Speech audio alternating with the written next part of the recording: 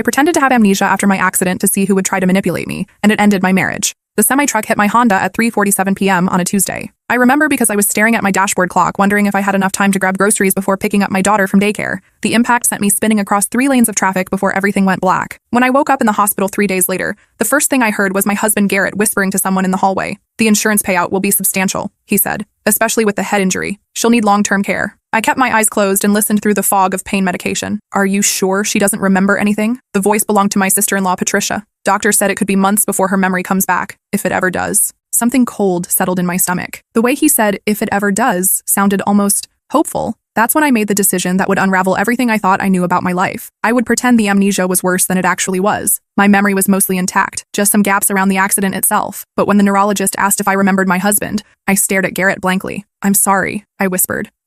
Who are you?" The relief that flashed across his face before he composed himself into concerned husband mode told me everything I needed to know. For 2 weeks, I played the part perfectly. I let them explain my life to me like I was a stranger living in my own skin. Garrett was so patient, so caring in front of the medical staff. He brought me flowers, held my hand during doctor visits, spoke in soft, reassuring tones. "We've been married 8 years, he said, stroking my hair. "You're an amazing mother to Zoe. She's 5. But at home, when he thought I was sleeping, I heard him on phone calls I wasn't supposed to understand. "She doesn't remember the business account," he told someone, "or the house papers I had her sign." My best friend Coral visited daily, tears in her eyes as she showed me photo after photo, trying to trigger my memory. She genuinely believed she was helping me piece my life back together. Then Patricia started coming around more often. "You should know," she said during one visit. "Before the accident, you and Garrett were having problems. You'd been talking about divorce." I blinked slowly, playing confused. "I was? Oh yes. You called me crying just last week. Said you'd found some documents that worried you." This was news to me. I'd never called Patricia crying about anything. We barely spoke. "What kind of documents?" Patricia exchanged a look with Garrett. "Financial stuff. You thought Garrett was hiding money from you, but you were just confused, sweetie. The stress of everything was getting to you."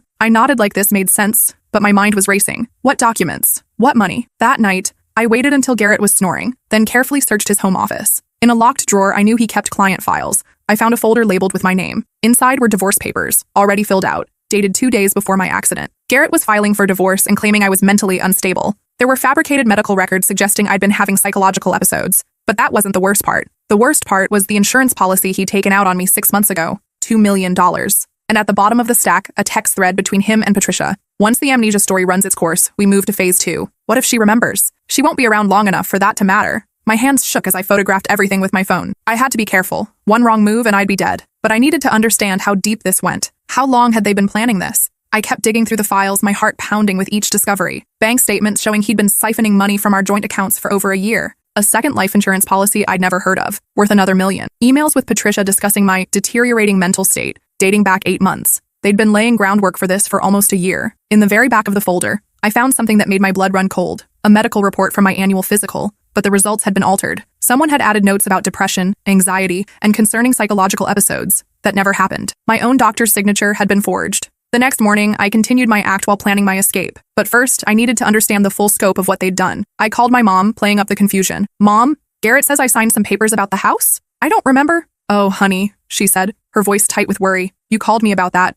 You were so upset. Said Garrett had you sign documents when you were on those pain medications after your dental surgery. You thought something was wrong, but couldn't prove it." The dental surgery. 3 months ago, I'd had my wisdom teeth removed. Garrett had been so attentive, bringing me medication on a strict schedule, making sure I rested, keeping visitors away so I could heal properly. Now I realized he'd been drugging me into compliance. "What did I sign, Mom?" "You weren't sure. Something about transferring the house into both your names, but you already owned it together. And some business papers. You said you felt foggy and confused when you signed them, like you were watching yourself from outside your body." The way she described it made me sick. He'd been systematically drugging me during my recovery, taking advantage of my vulnerability to steal everything I owned. After we hung up, I looked up the business papers online using our home computer. Garrett had transferred our joint accounts into his name only, used my signature to take out massive loans against the house, and somehow gotten power of attorney over all my assets. He'd been systematically stealing from me for months, and I'd been too trusting to notice. That afternoon, Coral brought Zoe for a visit. My daughter ran to me, and for a moment, I almost broke character. She was so small, so trusting. "Mommy, do you remember our secret song?" she asked, climbing into my lap.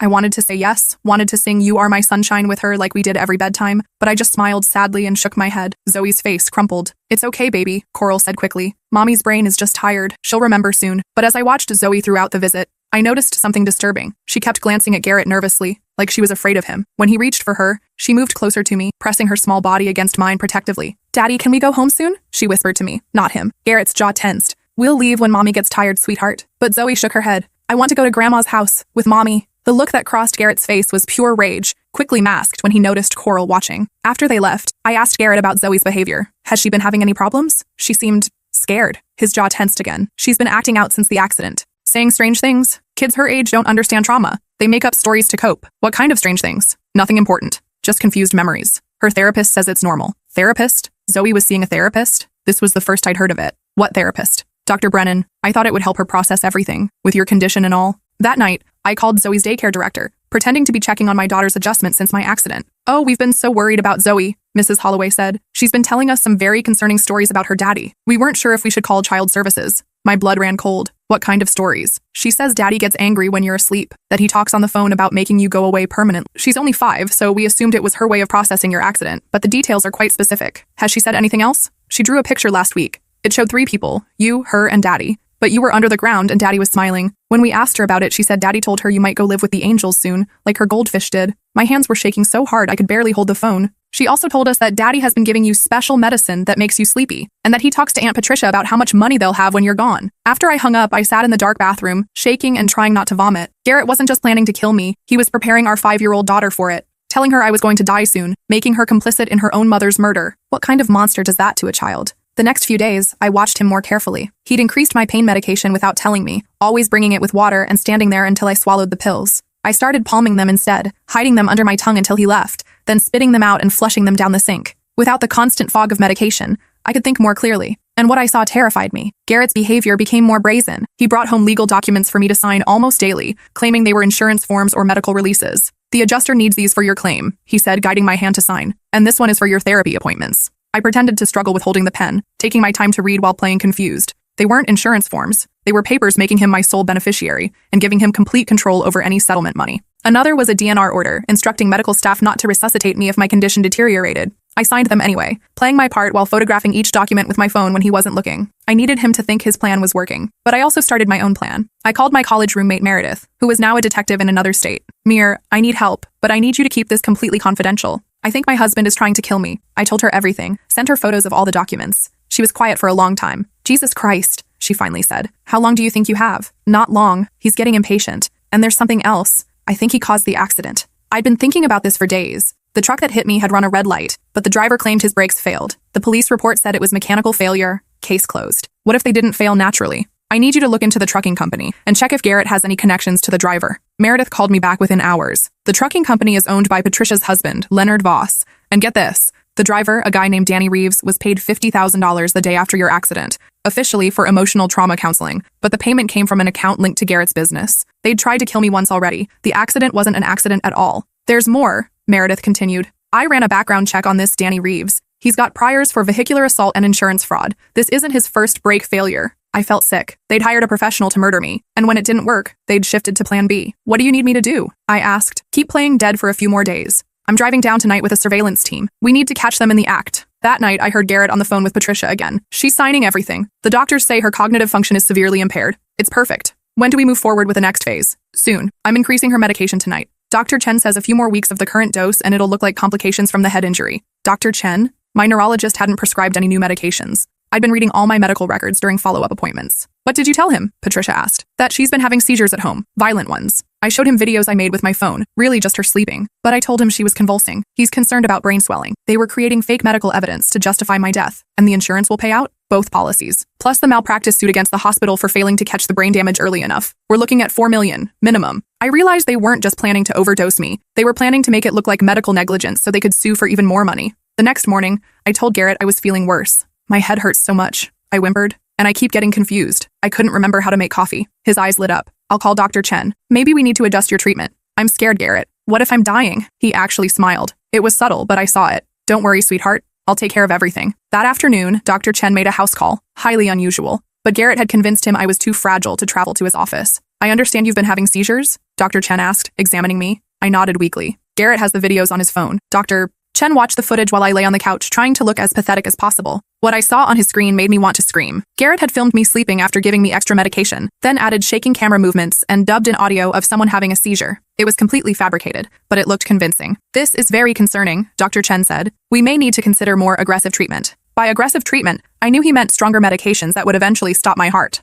I want to increase your current prescription and add something for the seizures. he continued, writing notes in my chart. This should help control the episodes. After he left, Garrett was practically vibrating with excitement. Dr. Chen says the new medication should help with your symptoms. He told me, bringing me a glass of water and 3 pills instead of the usual 2. The doctor said I need to take these. Yes, sweetheart. They'll help with the seizures. I palmed all 3 pills, but this time I noticed they were different. Small white pills I didn't recognize, along with something that looked like my regular pain medication but was a different color. After he left the room, I looked up the white pills online. Digoxin, a heart medication that could cause cardiac arrest in someone who didn't have heart problems. The other pill wasn't pain medication at all. It was a powerful sedative used in surgical procedures. He was done waiting. Tonight was the night. I called Meredith immediately. It's happening tonight. He just gave me something that could kill me within hours. I'm already positioned outside with backup. Can you get Zoe and get out of the house? I don't know. He's watching me constantly now. And if I try to leave, he'll know something's wrong. What about Zoe? Is she safe? I looked toward the living room where Zoe was coloring at her little table. She looked so small, so vulnerable. I think so. He needs her to be the grieving daughter.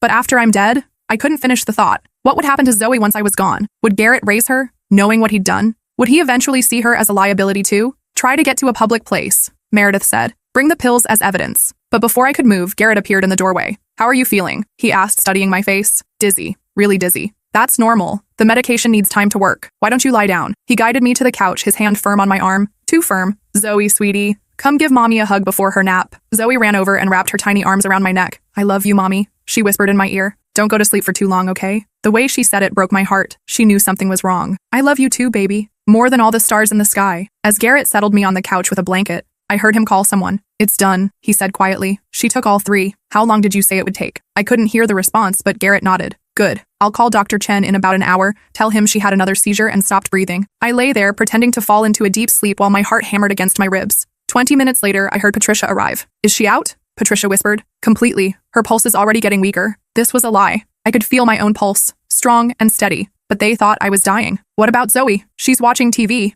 I told her mommy needs to sleep for a very long time. You're sure the pills won't show up in the autopsy? Dr. Chen will rule it as brain trauma complications. The digoxin will be undetectable by then, and the sedative will just look like medication for the seizures. They stood over me, watching me die. How much longer? Patricia asked. Chen said 30 to 45 minutes. Her breathing should stop first, then cardiac arrest. I forced my breathing to become shallower, more irregular. There, Garrett said with satisfaction. It's starting. That's when I heard Meredith's voice outside. Police, open the door! Garrett and Patricia froze. What the hell? Garrett hissed. The front door burst open and officers flooded in, Meredith leading them. Nobody move. I opened my eyes and sat up slowly. Hi, honey, I said to Garrett. Surprise? His face went through about 17 different emotions before settling on pure rage. You lying bitch? Actually, you're the liar. I just pretended to be brain damaged while you planned my murder. Patricia tried to run, but 2 officers blocked her path. We have everything on tape, Meredith announced, holding up a recording device. The fake medical reports, the insurance fraud, the conspiracy to commit murder. Oh, and we found your friend Danny Reeves. He's very chatty once you offer him a deal. As they cuffed Garrett, he looked at me with pure hatred. You think you're so smart, but you have no idea what you've done. You'll never be safe. Actually, I will. Because you're going to prison for the rest of your life. Zoe ran to me, tears streaming down her face. Mommy, are you okay? I thought you were really sleeping forever. I held her tight, breathing in the smell of her hair. I'm okay, baby. I'm never leaving you. The truth came out piece by piece over the following weeks. Garrett had been embezzling from his clients for years to support gambling debts that had spiraled out of control. When he realized I was getting suspicious about our finances, he'd started planning my murder. The scheme was elaborate. First, he'd drugged me during routine medical procedures to get me to sign papers transferring our assets into his name. Then he'd taken out multiple life insurance policies, forging my signature on the applications. When I started asking questions about missing money, he accelerated the timeline. The truck accident was meant to be fatal, but when I survived, they saw an opportunity to make even more money through insurance fraud and malpractice suits while eliminating the witness to Garrett's crimes. Patricia had convinced her husband to hire Danny Reeves, who specialized in staged accidents, for insurance payouts. They'd been tracking my daily routine for weeks, waiting for the perfect moment to strike. If I died in the accident, Garrett would have gotten $4 million from insurance policies, full control of my assets, and no investigation into his embezzlement. The fake amnesia had actually saved my life. It gave me time to gather evidence while they thought I was helpless. During the trial, more victims came forward. Garrett had been running similar scams on elderly clients for years, using his position as a financial advisor to manipulate vulnerable people into signing over their assets. One woman, Mrs. Rodriguez, testified that Garrett had convinced her to sign power of attorney papers while she was recovering from hip surgery. He'd told her it was temporary, just to help manage her bills while she healed. Instead, he'd transferred her entire life savings to offshore accounts. Another victim, an 82-year-old widower named Frank, had trusted Garrett to manage his retirement funds. Garrett had been slowly draining the accounts for 3 years, sending Frank fake statements showing steady growth while actually stealing nearly $200,000. The prosecutor called it one of the most sophisticated financial elder abuse schemes she'd ever seen. But the attempted murder charge was what really sealed Garrett's fate. Dr. Chen testified that Garrett had shown him fabricated video evidence of seizures, convincing him to prescribe dangerous medications for a condition I didn't have. Danny Reeves, the truck driver, broke down on the witness stand and admitted he'd been paid to cause the brake failure that nearly killed me. I was supposed to make it look like an accident, he sobbed. But I've never actually killed anyone before. When she survived, I thought maybe it was a sign I should stop. Patricia tried to claim she was just following Garrett's lead, that she didn't know how far he planned to go, but the text messages told a different story. Can't wait to spend that insurance money, she'd written the day after the accident. $2 million will go a long way toward the life we deserve, Garrett had responded. What if she remembers everything? She won't be around long enough for that to matter. The jury deliberated for less than 2 hours. Garrett was sentenced to life in prison without parole for attempted murder, plus 25 years for financial elder abuse, insurance fraud, and conspiracy. Patricia got 20 years as an accessory to attempted murder and fraud. Danny Reeves received 15 years but would be eligible for parole in 8 due to his cooperation. The day the verdict came down, I was sitting in the courthouse with Zoe on my lap. She'd been in therapy, processing everything, but kids are remarkably resilient. Is Daddy going to try to hurt us anymore? She asked. No, baby, he can't hurt anyone anymore. Good. I didn't like pretending to love him. That broke my heart. My 5-year-old had been protecting herself by pretending, just like I had. You never have to pretend with me, okay? You can always tell me the truth. She nodded and went back to coloring in her activity book. Later that evening, Coral came over with takeout and wine. I still can't believe I never saw it, she said, shaking her head. He was so convincing during those hospital visits. I actually felt sorry for him. That's what made him dangerous. He was good at being whatever people needed him to be. How did you know to keep pretending? Most people would have confronted him immediately.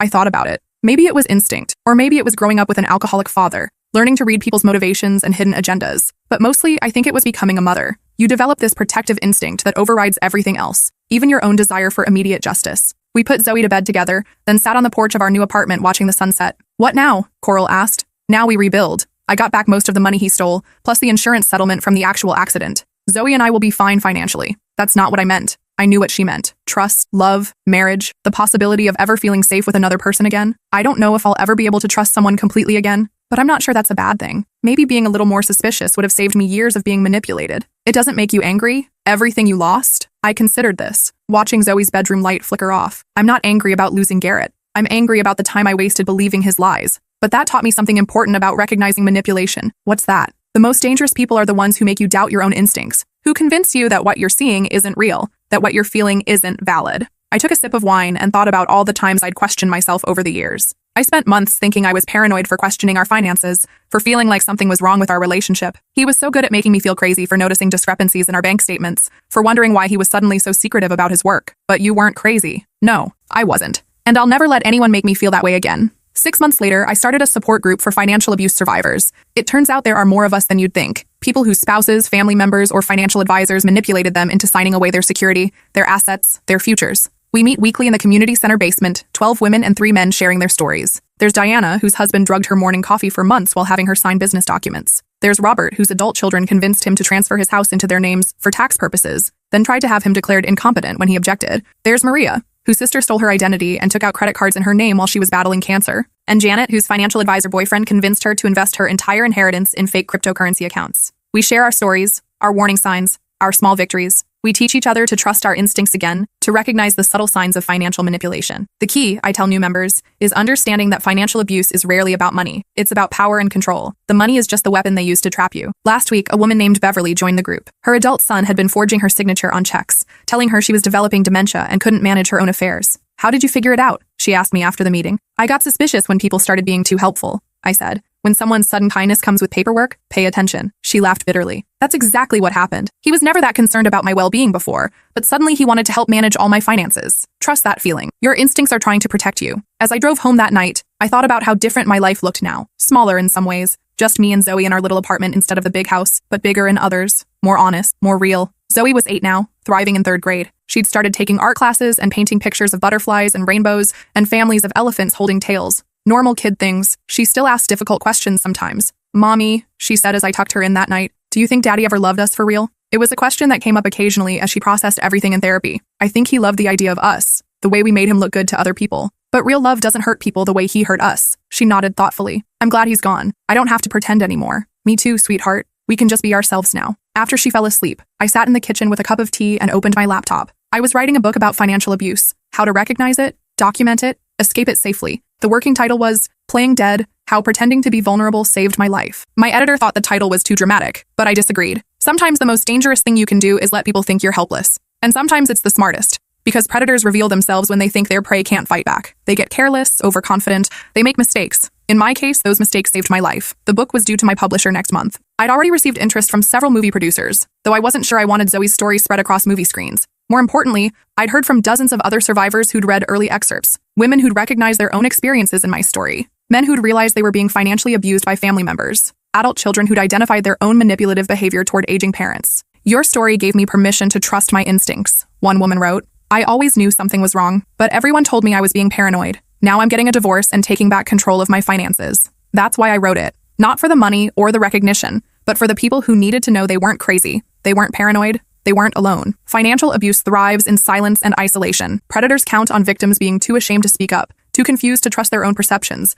too financially dependent to leave. But when we share our stories, we break that silence. We validate each other's experiences. We provide roadmaps for escape. My phone buzzed with a text from Meredith. Saw the news about Garrett's appeal being denied. How are you holding up? I smiled and typed back. Fine, he can appeal all he wants from his prison cell. The evidence was overwhelming. And it was. Video surveillance from the hospital parking lot showing him meeting with Danny Reeves the week before the accident. Financial records proving he'd been stealing from clients for years. Audio recordings of him discussing my murder with Patricia. Most damning of all, his own text messages and emails recovered from his phone and computer. Once she's gone, we'll have everything, he'd written to Patricia. $4 million plus the house plus whatever I can squeeze out of the malpractice suit. We'll be set for life. The jury had heard all of it. There was no ambiguity, no room for doubt. Garrett would die in prison, and Patricia would be an old woman when she was finally released. I closed my laptop and checked on Zoe one more time. She was sleeping peacefully, her art supplies scattered across her desk where she'd been working on a project for school. The assignment was to draw a picture of her family. Instead of the traditional house with stick figures, she'd painted an abstract piece. Swirls of purple and gold that somehow conveyed warmth and safety. It's just you and me, she'd explained when showing it to me earlier. But we're enough. Yes, I thought, smoothing her hair. We're more than enough. As I turned off her light, I realized I wasn't angry anymore. Not at Garrett, not at Patricia, not even at myself for trusting them. Anger was exhausting. It took energy I needed for rebuilding our lives. Instead, I felt something closer to pity. What kind of emptiness does it take to look at your own child and see only a financial opportunity? What kind of darkness leads someone to drug their spouse into signing away their future? I didn't understand it, and I didn't need to. I just needed to make sure it never happened to us again.